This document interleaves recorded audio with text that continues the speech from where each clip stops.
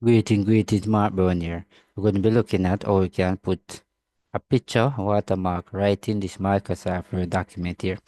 You notice you have the word here, so definitely say have it on your desktop. I don't want anybody side it or whatever, you can put the picture watermark. But how you going to do that? Right? First, you wanted to ensure that the picture is located that you can actually come across it quite well.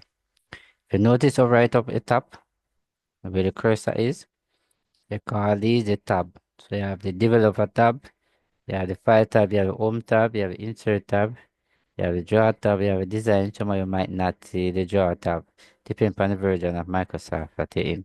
So what we want to focus on is this word here that says design. So we're going to click on the word design right here. And when I click on design, it brings down the tab.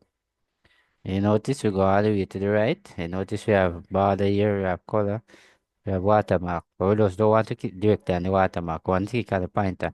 The reason for that, when I click on the pointer, it gives you the option that I can choose more. So we're going to click right here on the pointer. Now when I click, you notice it shows some next one here like confidential and all that. Notice it's a more watermark. Right, here's a remove watermark. So I'm going to come right here, custom watermark and click. Now this is a visit. Right, so you're going to click right here, that's the picture. And then you come all the way on the bottom, that's it. Select. You're going to select that. You notice you're going to bring up this particular area here. All right, so it bring up this particular section where we can actually select the video from the file.